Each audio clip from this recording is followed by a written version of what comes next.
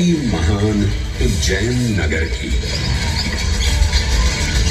उज्जैन, जिसे संस्कृत साहित्य में अवंतिका, विशाला, कुशस्थली, पद्मावती, कनकशृंगा, स्वर्णशृंगा, प्रतिकल्पा, कुमुदवती और अमरावती के नाम से पुकारा गया। उज्जैन, जो मनुष्य को मोक्ष प्रदान करने वाली 7 नगरियों में से एक है। उज्जैन, जहां 84 महादेव का आशीर्वाद प्राप्त है। उज्जैन, जिस पर सदा ही कृपा रहती है महाकाल की। यहाँ सतत क्षिप्रा नदी की निर्मल धारा बहती है। डमरू के नाद से जीवन को ऊर्जा मिलती है। घंटियों की झंकार मन को आनंदित करती है। और यहाँ का आकाश शिव आशीष स्वरूप है।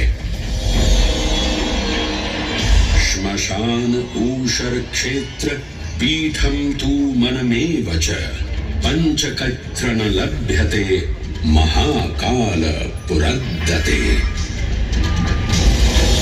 अर्थात यहाँ पर श्मशान, ऊषर यानी अनुपजाऊ भूमि, क्षेत्र अर्थात पवित्र भूमि, पीठ यानी शक्ति स्थान और मन अर्थात आध्यात्मिक शांति का स्थल, पांचों एक ही स्थान पर उपलब्ध हैं।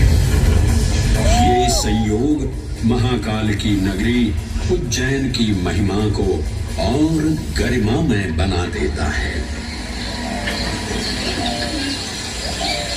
उज्जैन के इस अलौकिक स्वरूप से प्रभावित हो महाकवि कालिदास अपने काव्य मेघदूत में लिखते हैं, हे जलधर, यदि महाकाल के मंदिर में समय से पहले तुम पहुंच जाओ तो तब तक वहां ठहर जाना जब तक सूर्य आंख से ओझल न हो जाए।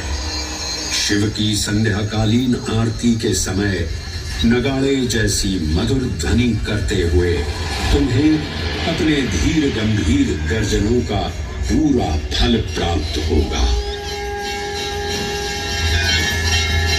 ये संध्या आरती जिसे कालिदास ने सराहा है अत्यंत महत्वपूर्ण है, क्योंकि ये वो प्रहर है जब सभी देवी देवता गंधर्व यहाँ उपस्थित होते हैं।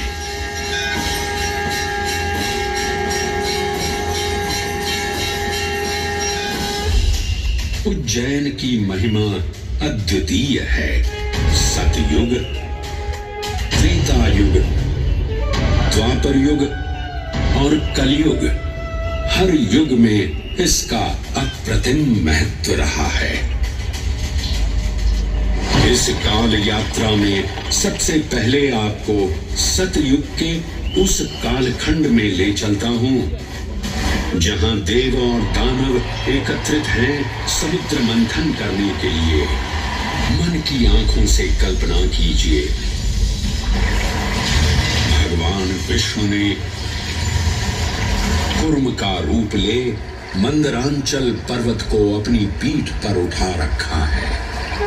सागर से विकराल लहरें उठ रही हैं, मेघ भयानक गर्जना कर रहे हैं। देव और दानव वासुकी सर्प को नेति बना और मंदार पर्वत को मथनी बना सागर को मथ रहे हैं कि तभी जल का पाप कालकूट विष निकलता है और पूरी सृष्टि को अपने ताप से झुलसाने लगता है। इस भयावह स्थिति ने देवताओं और असुरों के बीच हाहाकार मचा दिया। ये कैसा अनर्थ है? लक्ष्य था अमृतत्व का, पर अब मृत्यु की विकराल छवि हमारी आंखों के समक्ष मंडरा रही है। इस भयंकर संकट से केवल वही उद्धारकर्ता मुक्ति दिला सकते हैं जो समस्त विश्व के परम संरक्षक हैं। तभी सब महादेव की शरण में जाते हैं और पुकार लगाते हैं, ओम नमो भगवते रुद्राय। और फिर तुष्टा महादेव भक्तों की गुहार सुनते हैं, कैलाश से उतरते हैं, विष को अपनी अंजुलि में भर अपने कंठ में धारण करते हैं